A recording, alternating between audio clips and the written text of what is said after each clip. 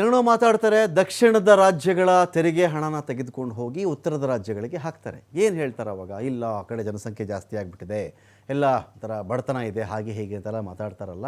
ಈ ಕಡೆ ತೆರಿಗೆ ದುಡ್ಡಿಗೆ ತೆರಿಗೆನೂ ತೊಗೊಂಡು ಹೋಗ್ತಾ ಇದ್ದಾರೆ. ದಕ್ಷಿಣದ ರಾಜ್ಯಗಳಿಗೆ, ವಿಶೇಷವಾಗಿ ಕರ್ನಾಟಕ ಅಂತ ಬಂದಾಗ ಕೊಡ್ತಿರೋದೇ 16 ಪೈಸೆ 13 ಪೈಸೆ. ₹1 ನಾವು ಕೊಟ್ಟರೆ ಅವ್ರಿಗೆ, ನಾವು ಈ ಕಡೆಯಿಂದ ಅವರು ₹1 ತೆರಿಗೆ ಕಟ್ಟಿದ್ರೆ ₹4 ವಾಪಸ್ ತೊಗೋತಾರೆ. ಇದರ ಮಧ್ಯೆ ಕೂಡ ನೋಡಿ, ಒಂದು ಆಘಾತಕಾರಿ ಅಂಕಿ ಸಂಖ್ಯೆ ಇದು.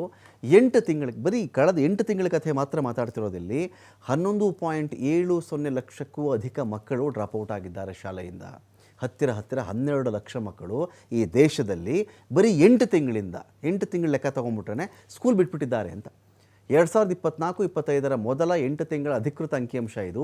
ಕೇಂದ್ರ ಸರ್ಕಾರನೇ, ಯಾರು ಬೇರೆಯವ್ರು ಕೊಟ್ಟಿರೋದಲ್ಲ, ಕೇಂದ್ರ ಸರ್ಕಾರವೇ ಲೋಕಸಭೆಯಲ್ಲೇ ಕೊಟ್ಟಿರ್ತಕ್ಕಂಥ ಅಧಿಕೃತ ಮಾಹಿತಿ ಇದು. ಶಿಕ್ಷಣ ಖಾತೆ ರಾಜ್ಯ ಸಚಿವ ಜಯಂತ್ ಚೌಧರಿ ಬಿಟ್ಟಿರ್ತಕ್ಕಂಥ ಮಾಹಿತಿ ಇದು.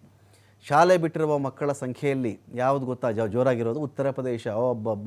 ಉತ್ತರ ಪ್ರದೇಶ ಹಾಗಿದೆ, ಉತ್ತರ ಪ್ರದೇಶ ಹೀಗಿದೆ, ಅಲ್ಲಿ ಆಳ್ವಿಕೆ ಅದ್ಭುತ ಅಂತ ಈ ಕಡೆ ಹೇಳಿಬಿಡೋದು. ಹೋದವರೆಷ್ಟೋ, ನೋಡಿದವರೆಷ್ಟೋ, ನೋಡಿದಿರೋರೆಷ್ಟೋ. ದುರಂತ ಅಂದರೆ ಉತ್ತರ ಪ್ರದೇಶ ಒಂದರಲ್ಲೇ ಈ 12 ಲಕ್ಷದ ಕತೆ ಹೇಳಿದ್ನಲ್ಲ ನಾನು, 11,70,000 ಜನ, ಇದರಲ್ಲಿ 7,84,000 ಜನ ಮಕ್ಕಳು, 7,84,000 ಮಕ್ಕಳು ಉತ್ತರ ಪ್ರದೇಶ ಒಂದರಿಂದಾನೇ ಸ್ಕೂಲ್ ಬಿಟ್ಟಿರೋರು. ಮತ್ತು ಇನ್ನೆಂಥ ಆಳ್ವಿಕೆ ಕೊಡ್ತಾ ಇದ್ದಾರಲ್ಲಿ ಇವರು? ಆಳ್ವಿಕೆ ಹೇಗಿದೆ ರೀ? ಚೆನ್ನಾಗಿರ್ಬೇಕಾಗಿತ್ತಲ್ಲ.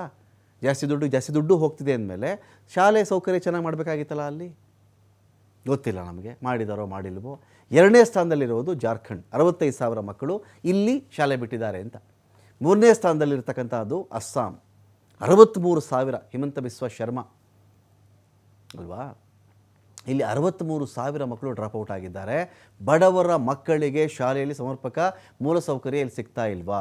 ಬಡವರ ಮಕ್ಕಳನ್ನ ದುಡಿಮೆಯ ಕೂಪಕ್ಕೆ ತಳ್ಳಲಾಗ್ತಾ ಇದೆಯಾ? ಹೊಟ್ಟೆಪಾಡಿಗಾಗಿ ಪೋಷಕರ ಗುಳೆಯಿಂದ ಮಕ್ಕಳು ಶಿಕ್ಷಣದಿಂದ ವಂಚಿತರಾಗ್ತಾ ಇದ್ದಾರೆ ಅಂಥೇಳಿ ಸಾಕಷ್ಟು ಪ್ರಶ್ನೆಗಳು ಇದರ ಹಿಂದೆನೇ ಕಂಡು ಬರ್ತಾ ಇದೆ.